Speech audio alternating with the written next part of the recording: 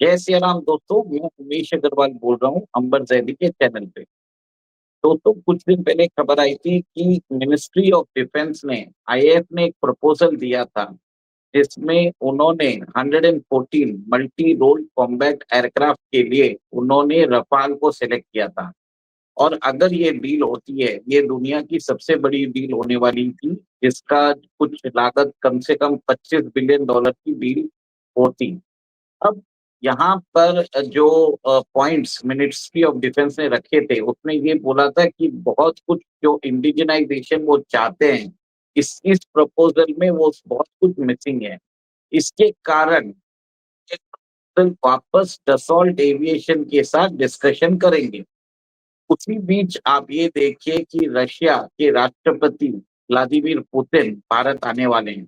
114 multi role combat aircraft जो हम Rafale से ले रहे थे, डसॉल्ट एविएशन से ले रहे थे, शायद हम उसको अब रशिया से भी लेने का एक तरह से मन बना चुके होंगे। देखिए, सबसे बड़ी बात होती है कॉस्ट एंड इकोनॉमिक्स। अभी हमने रफाल जो लिया है 64,000 करोड़ में 26 एयरक्राफ्ट लिया है। तो वो जो है एक एयरक्राफ्ट आपको 2400 करोड़ रुपए में पड़ता है। अभी हमने 97 एलसीए तेजस MK1 का ऑर्डर दिया है हिंदुस्तान एरोनॉटिक्स लिमिटेड को। वो उसका ऑर्डर वैल्यू था 66,000 करोड़। तो आप सोचिए कि इतना महंगा रफाल क्या लेना विदाउट एनी इंडिजिनाइजेशन, क्या ये मायने रखता है? तो कहीं ना कहीं जो कॉस्ट है वो भी इम्पोर्टेंट है। हम ऐसे मतलब नहीं है कि हम कुछ भी जाके कोई भी दाम में कुछ भी ले सकते हैं। हमारे पास कंस्ट्रेंट रिसोर्सेस है। Indian army is constraint of resources. देखिए, इंडियन गवर्नमेंट के अंदर भी आपको बता देता हूँ, सालाना बजट अब जो भारतीय सरकार का है 35 लाख करोड़ है और खर्चे 50 से 52 लाख करोड़ है। तो ये 15 या 16 लाख करोड़ हर साल डेफिसिट होता है। इसको डेफिसिट फाइनेंसिंग बोलते हैं। 35 लाख करोड़ में 10 से 11 लाख करोड़ तो सिर्फ इंटरेस्ट रेसिप्ट हो जाता है। डिफेंस के अंदर भी हम उसको 6,75,000 करोड़ दिया है, जिसमें एडमिनिस्ट्रेटिव कॉस्ट जो है अराउंड 5 लाख करोड़ है, जिसमें पेंशन सैलरीज जो न्यू एक्विजिशन होता है, कैपिटल एक्सपेंडिचर वो है around 1,75,000 crore. This is the thing. So right now we have to understand कि government is walking on a very tight rope. उसके पास जो रिसोर्सेस है वो कंस्ट्रेन्ड रिसोर्सेस के लिए वो कंस्ट्रेन्ड है। इसके लिए आप ये देखिए, इंडियन गवर्नमेंट ने सुकोई का भी अपग्रेडेशन चालू कर दिया। उसको सुपर सुकोई बना रहे हैं। हमारे पास 280 कम से कम सुकोई 30 MK1 है। हमारे पास 36 रफाल है। फिर हमारे पास 36 ये वायुसेना के पास रफाल तेजस के जेट्स हो सकते हैं। तो कम से कम अगर आप देखें तो ऑपरेशनल स्ट्रेंथ में हमारे पास 300 साढ़े 300 एयरक्राफ्ट ही है, भले हमारी स्क्वाड्रन स्ट्रेंथ कितनी भी बताएं। क्योंकि अभी हमने MiG को रिटायर कर दिया, MiG-21 को। बट बाकी अगर देखा जाए, जैगुआर जो है हमारा 1970 वाला एक जैगुआर है जो कम से कम 5 दशक पुराना है। और 1980 के दशक में हमारे पास मिराज है। तो इनको भी हमको एक तरह से रिटायर करना पड़ेगा। दोस्तों, मेरा एक चीज मानना है कि आगे जाके आप मेरी बात अगर मान ले, भारत सरकार बहुत सोच समझ के उन्होंने ये प्रपोजल रोका है। क्योंकि एक फ्रेंच फाइटर एयरक्राफ्ट हमको जो रफाल है वो 2400 करोड़ का पड़ता है। अब बात आता हूँ जो रशिया का जो सुकोई 57 ई है, जिसको फेलन भी बोलते हैं।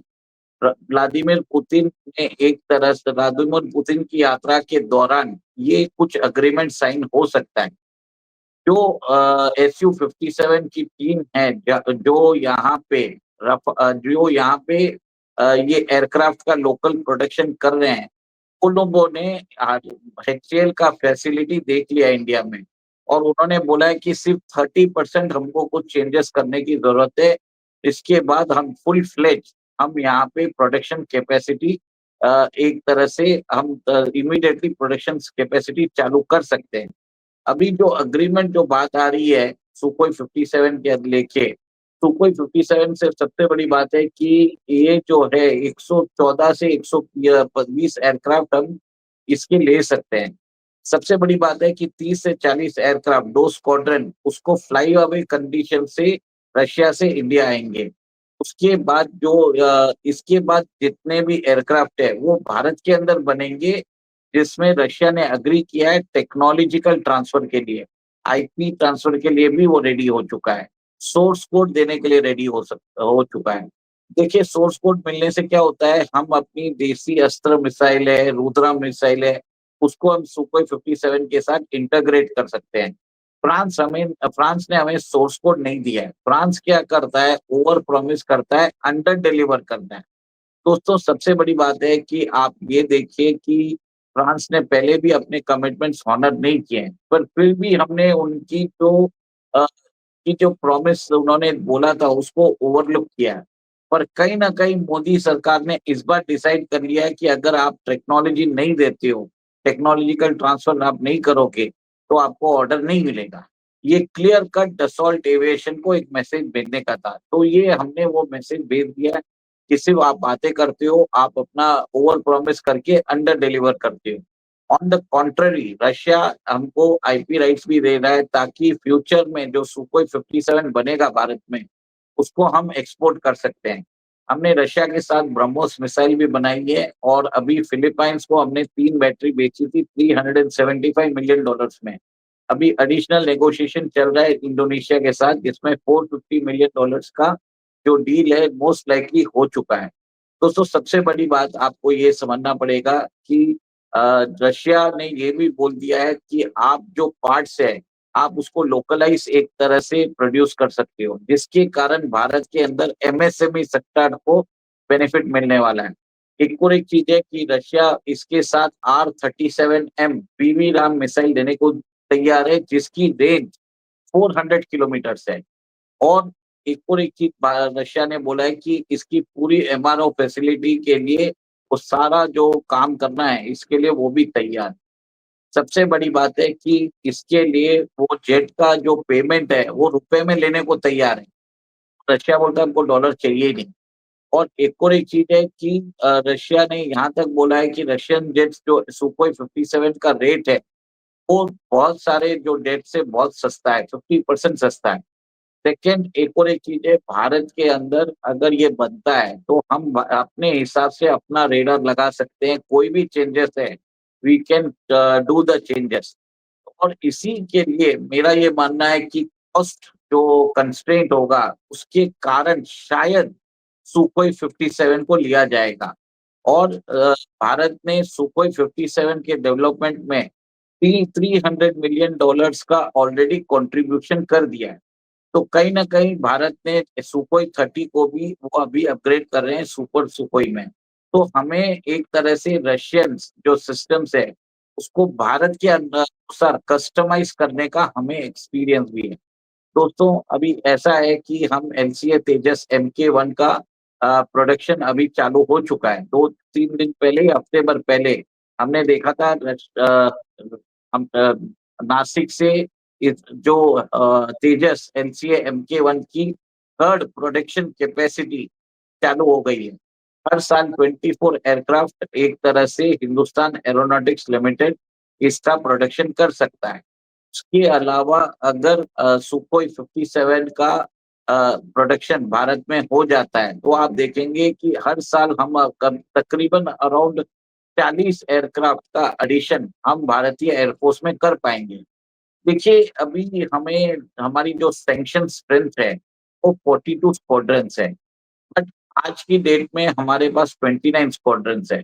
और आगे इसकी के लिए भारत सरकार ने अभी 97 तेजस एलसीए एमके-1 का ऑर्डर दिया था। इससे पहले हमने 83 जेट्स का ऑलरेडी ऑर्डर प्लेस कर चुके हैं। टोटली 180 जेट्स का ऑर्डर हम कर चुके हैं। सेकंड एक और एक चीज़ है दोस्तों, एलसीए तेजस एमके-2 उसका भी प्रोटोटाइप 2026 में चालू हो जाएगा। फ्लाइट टेस्टिंग इसकी 2028 या 29 में इसकी एक तरह से वो भी चालू हो जाएगी और सीरियल प्रोडक्शन में ये 2031 से चालू हो जाएगा। इससे क्या होगा, ये जो एलसीए तेजस MK2 है, ये बताया जाता है कि राफाल से भी बहुत बेहतर एयरक्राफ्ट रहने वाला है और इसकी जो कीमत है बहुत सस्ती होने वाली है रफाल से। और भारत का होम ग्रोन फाइटर एयरक्राफ्ट रहेगा, तो हम इसके अंदर जो अपग्रेडेशन, फ्यूचर अपग्रेडेशन है, वो बिना फ्रांस की अनुमति से हम कर पाएंगे। एक और एक चीज है दोस्तों, जो एलसीए तेजस MK2 रहने वाला है, 4.5 जनरेशन फाइटर एयरक्राफ्ट है। अब आप आते हैं एमका के ऊपर। एमका हमारा 5th जनरेशन फाइटर एयरक्राफ्ट है। इसके लिए भारत सरकार ने $2 बिलियन का अभी एलोकेशन किया है।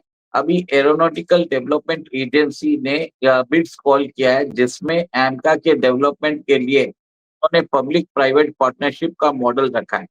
7 बिड्स आए हैं फॉर द डेवलपमेंट ऑफ एमका।